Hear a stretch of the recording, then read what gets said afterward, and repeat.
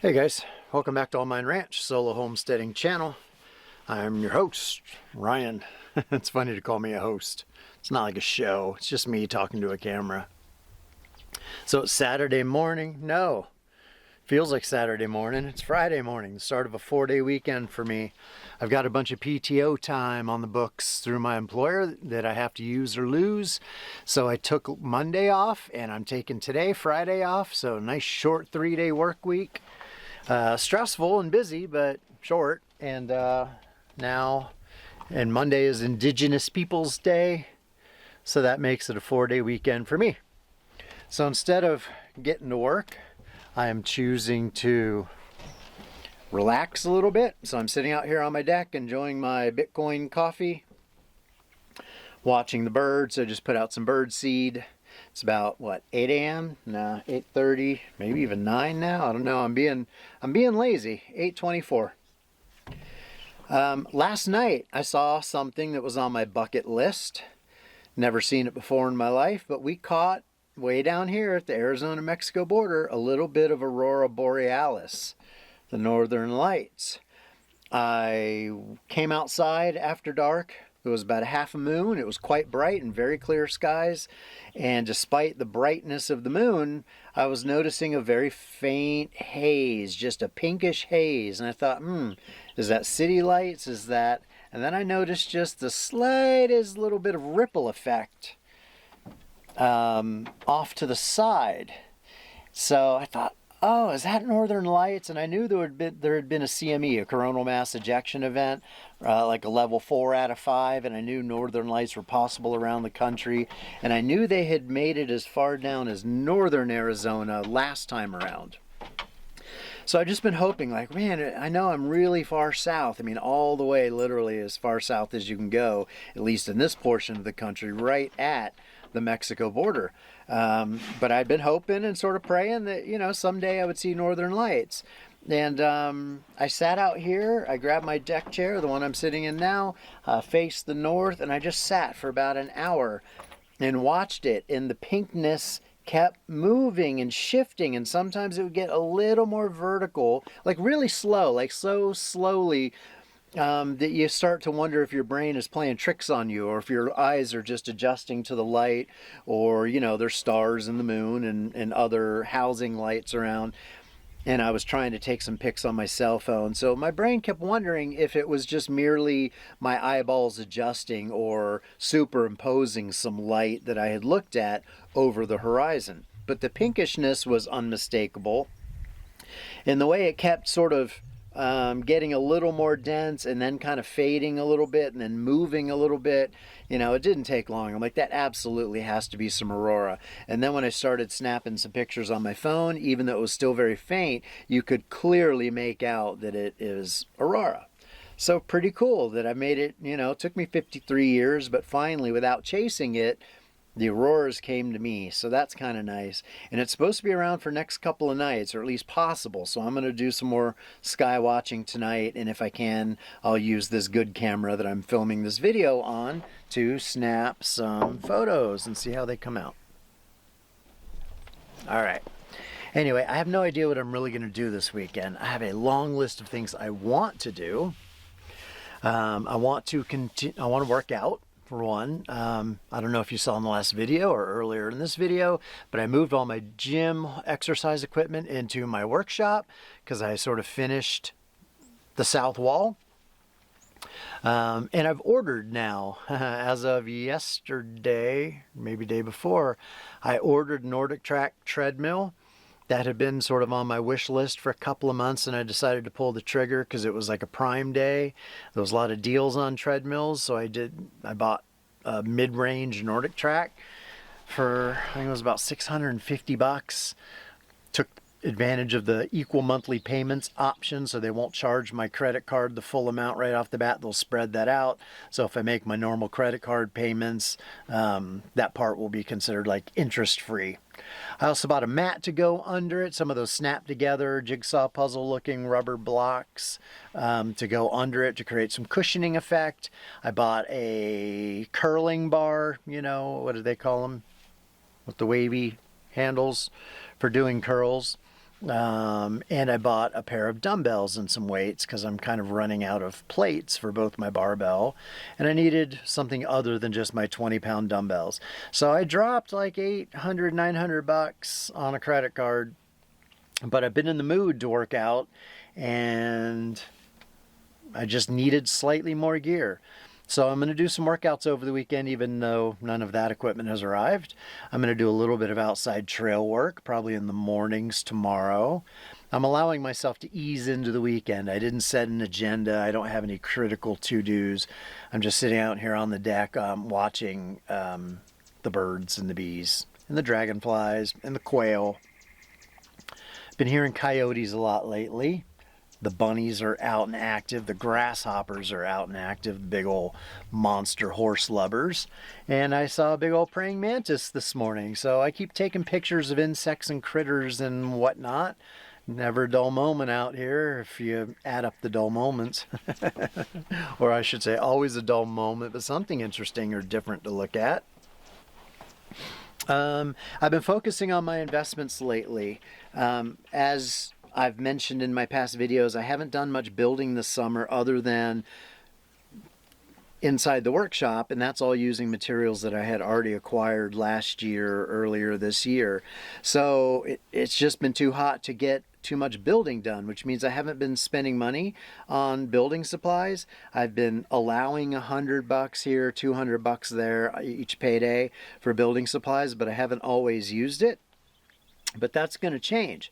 But my point is, instead of building, I've really been focusing on trying to position myself with some investments, mainly the Bitcoin thing, which is always and forever, and MicroStrategy.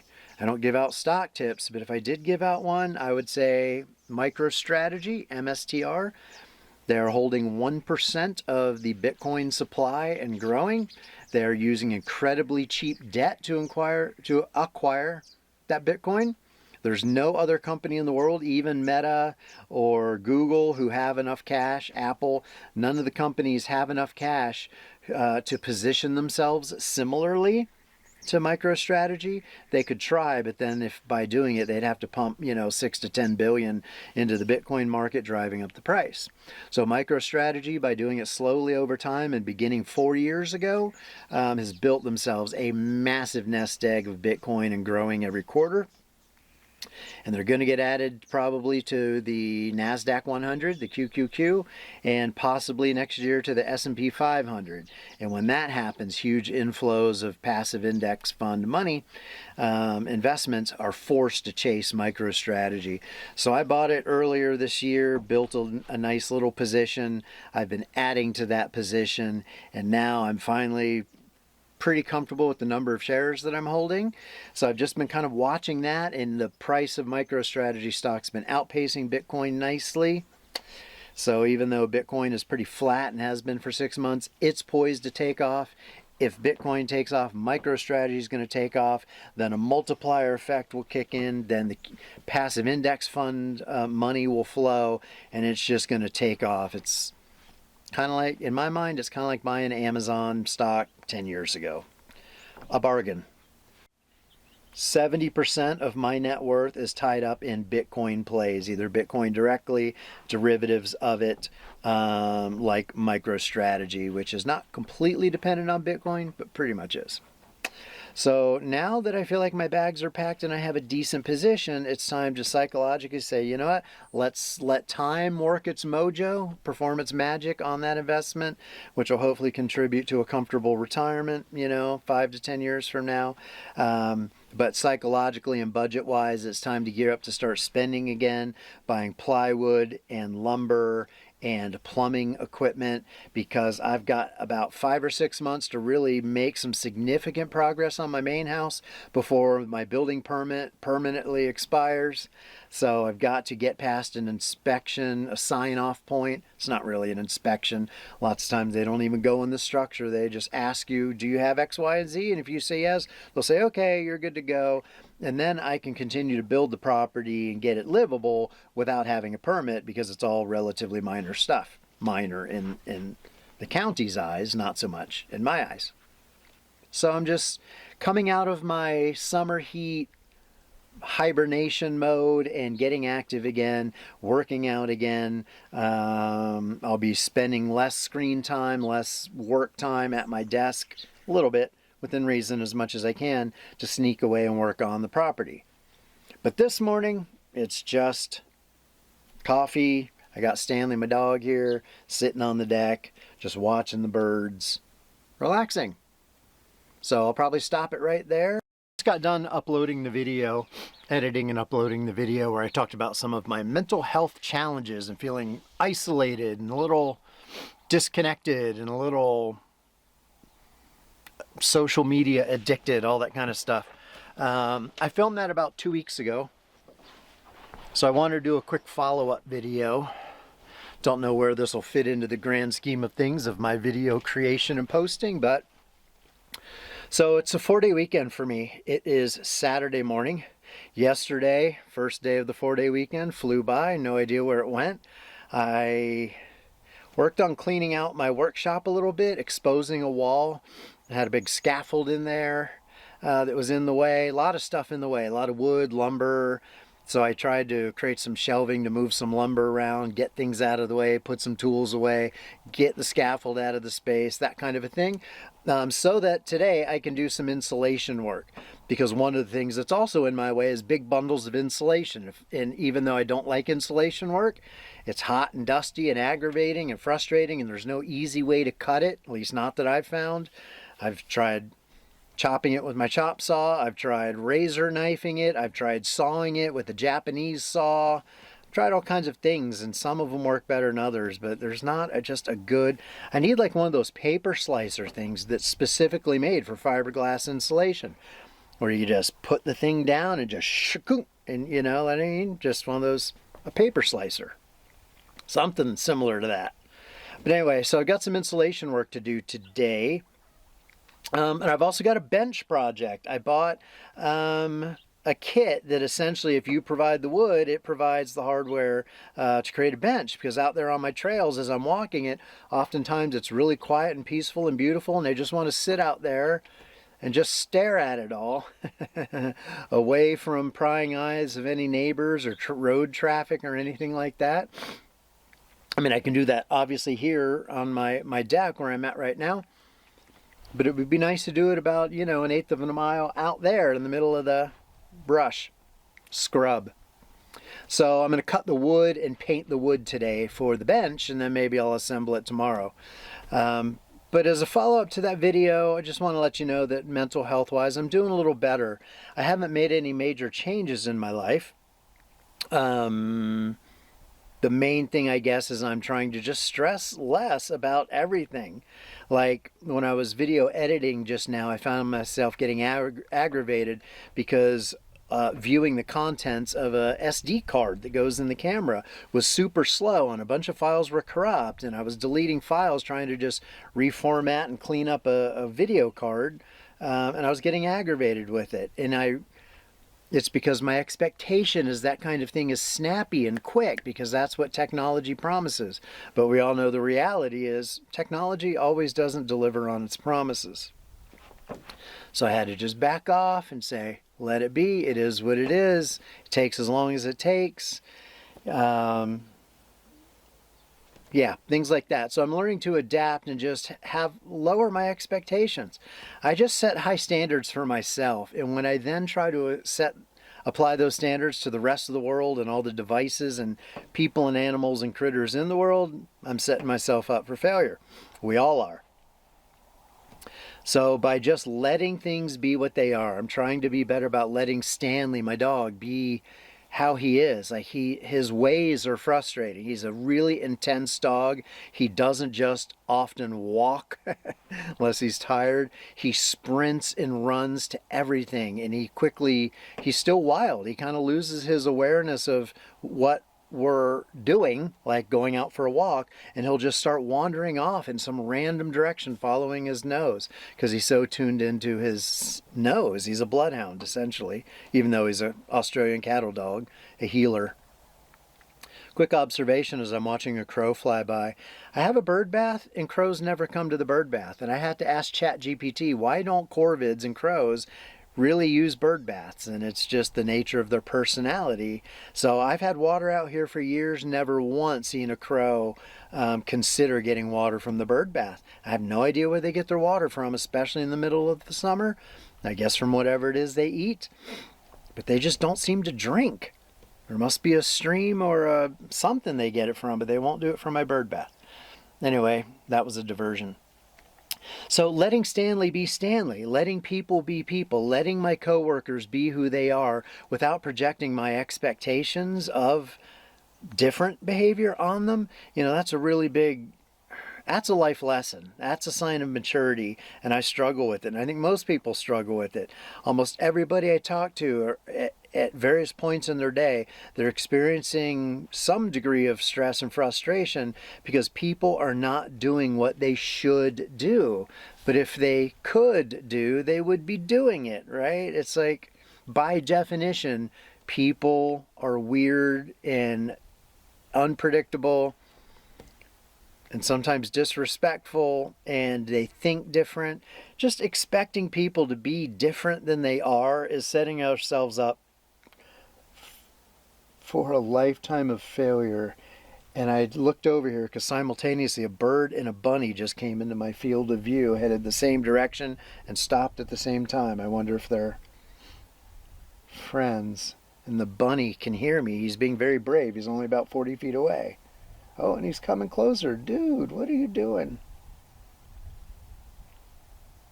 I can't believe he hasn't scampered off. I know he's hearing me film this YouTube video. Anyway, I'm trying not to expect the bunny to be any different than he is. I got birds, bunnies, and dragonflies. They're all kind of swirling around here. Anyway, so I'm trying to lower my expectations of life, of behaviors, whether they're the behaviors of people or the behaviors of inanimate objects like memory cards and cameras and battery chargers and things like that. Just trying to stop expecting them to live up to my high standards. It's okay to set high standards for myself, but when you try to apply high standards to technology and to people and to animals, you're setting yourself up for failure. So I'm trying to do less of that, and it helps. Less expectations of the weather, less expectations of the markets. By the way, in another video I shot yesterday, I talked a little bit about MicroStrategy and Bitcoin, and those are two of my biggest investments. I'm really heavily invested. Big numbers by my standards, very small numbers by other people's standards. I'm continually amazed when I'm in the communities I'm a part of on Twitter that are investing related, how many millionaires there are, people with $1 million plus stock trading accounts, multi-million dollars. Yeah, I put $500,000 into so-and-so yesterday. It's like, damn, so many people have so much money. And I realize, and in comparison, that's another thing. Stop comparing yourself to others. Ryan, stop comparing yourself to others. Because when they post about having $500,000, $1 million, multiple millions, into a certain stock or a stock market, I'm like, damn, compared to them, I'm a little shrimp. But then I could turn around and say, well, by other people's standards, some of you who might be watching this video, I've got a lot of money in the market. But it's all relative is the point, and comparison is the thief of joy. I actually posted about that on Twitter. Comparison is the thief of joy. I do a lot of comparing. Social media is designed for us to compare, and the more you do it, the less happy you're going to be, Like, for instance, yesterday, my investments went up by 12% in one day. That's a good day by almost anyone's standards. But sometimes you get spoiled by Bitcoin where it can just pump in an insane way. And things that are leveraged Bitcoin investments can pump even more. And that's what MicroStrategy is. So MicroStrategy pumped like 13% yesterday. Overall, my portfolio was up 12%. And any rational person ought to be absolutely thrilled with that kind of a result. That's quail, by the way, that chirp, chirp, chirp, chirp. Ground birds, they want to come in and take advantage of the bird bath and the bird seed I put out, but since I'm talking and they're very skittish, they won't. Anyway, that is a fantastic return by any normal person's standards. But yet, I'm able to rob myself of the joy or the pleasure. Shouldn't be joyful. I shouldn't get happy because investments are up in one day, because tomorrow they could be down. And also, by comparison the size of my overall investment portfolio to others, that's a really good way just to go, oh my gosh, I don't have enough. I don't have enough. True, maybe compared to others I don't, but compared to some. But let's just stop comparing at all. My situation is my situation. I'm glad I had a good day. It should. There's another big crow. Crows are fascinating animals, and I really want to be friends with them, but I've yet to find a way to engage with them. I need to buy a bag of peanuts and start putting peanuts on all the high surfaces, give them a chance to find them. But then they'll expect peanuts. Something about crows. I've just had this desire for about a year to make friends with the local crows, but they're as wild as Stanley is, more so. They have no interest in being my friend or coming in close to my bird bath, unlike the quail.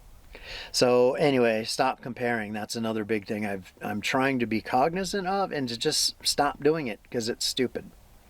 Hurricane Milton just hit Florida, my hometown, Sarasota. I mean, I was actually born and did part of my upbringing up till 3rd grade in Orlando, which also got hit.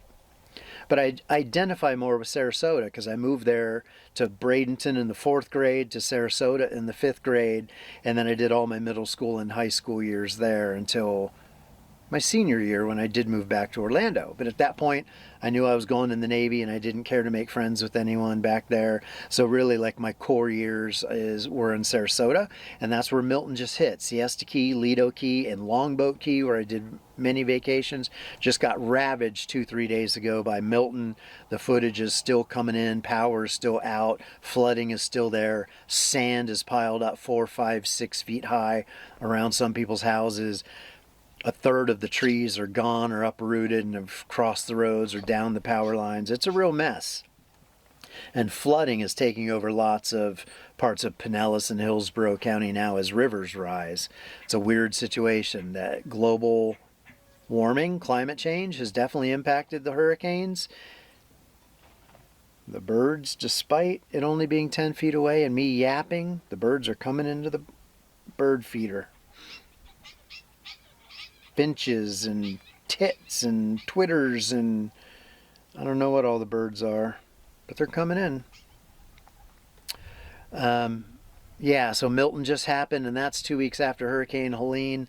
Let's hope and pray that Florida gets no more damage, because even though I'm not a big fan of Florida, I still have fond memories of growing up there. I still have, friends from high school who live there. I've got cousins and family in Orlando and Lakeland, both of which just got a crap ton of wind and rain from it, and I just have fond memories associated. I scattered my dad's ashes 10 years ago when he died off of Longboat Key. And that is exactly what was almost ground zero for that Hurricane Milton. So that's current events.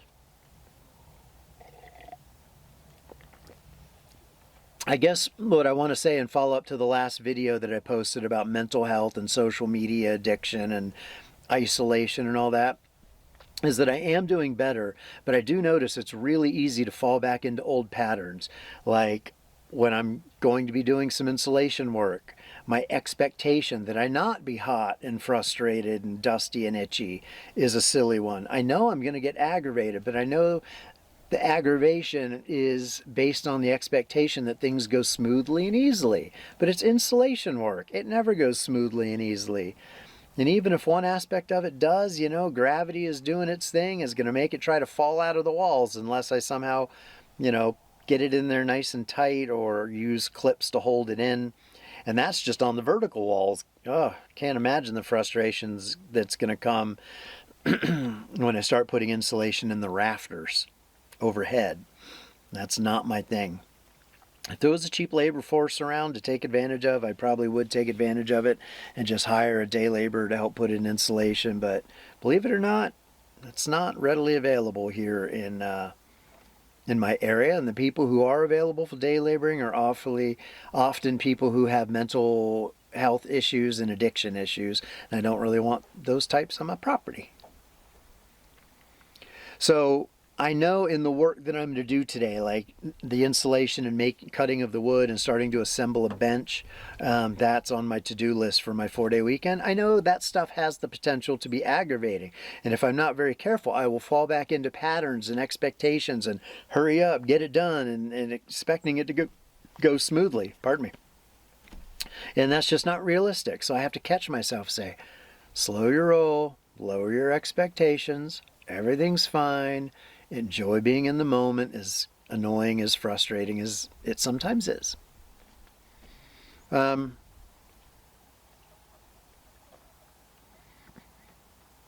think I mentioned in a previous clip yesterday, I ordered a treadmill and I ordered some weightlifting gear, very basic stuff.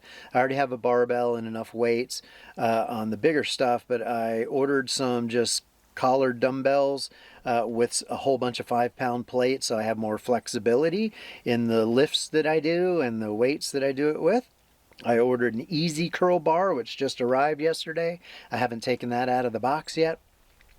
I ordered nailing plates to put over, you know, when you run wiring through a wall, through studs, if you just cover that up, you might come back years later and forget exactly where that wire is in the wall and try to drive a screw into the wall, which I do, especially in a workshop space or here in my tiny house, because the walls are all made out of wood instead of sheetrock. I frequently just put a deck screw in the wall to hold something. And I'll probably be doing that in the workshop. So I ordered nailing plates, which you put over the studs in front of where the wire goes through, so that if you ever tried to drive a nail or a screw into a wire, which could short out and kill you or spark a fire, that you can't do that because you've got steel nailing plates over top of the studs. So I ordered a box of about 60 of those for the workshop. If those come in today or tomorrow, I will probably spend a few hours just putting those things in place. And from previous experience doing that in the tiny house, I know that's a good way to smash your finger with a hammer. So I got to remain cool for that. So just wanted to kind of give you an update. It's a quiet morning. I'm uploading and doing YouTube videos so I don't get too far behind. I'm trying and stay in check with my frustrations. I'm doing a lot less scrolling of Instagram and Facebook, avoiding all mention of politics, although I did just get my presidential ballot in the mail yesterday. I'm going to fill that out, pop it back in an envelope, get it out of the mail, and then I'm putting politics out of my freaking head for another 4 years because I don't like either presidential option here in the U.S. Both candidates suck. That's the bottom line, but I'm not going to not vote. So I'll figure it out, get the ballot in the mail, and then not worry about politics for 4 years, because honestly, Bitcoin is my vote. I want to see power taken from the federal government and the Federal Reserve, which is a bullshit institution that we should all be rebelling against. Bitcoin is withdrawing your money from an establishment system that is designed to screw us over as middle-class people. So Bitcoin gets my vote. As soon as I turned off the camera, I sat here and got quiet so the birds could come in and feed. And so there was about 4 quail around the bird bath and a bunch of the little reddish birds. And all of a sudden they just went whoosh, quietly vanished. Like, I have no idea where they went, but they vanished under bushes, and suddenly a hawk was coming in low. A juvenile hawk was coming in low and just flew across my field of vision. So they know to skedaddle when it comes to hawks, but usually they run away and I can see them running away, but these, like, they literally vanish. So they all went under the most dense bush they could find within a 10-foot radius, and they just vanished. Now the hawk's gone. I bet they'll pop back out again. But I just thought it was very... I've seen a hawk on a couple of occasions chase after a juvenile quail, and they tend to fly under my garage port. The quail do, because I don't know if because of the hawk size they can't do that, or just because they're ground birds, not, you know, quail are ground birds and hawks are air birds, for lack of a better term. They know if they scoot under something, the hawk is going to be slow to follow them and they can probably get away. But I've seen hawk pursuing quail and attacking them, and it's always trippy when that happens.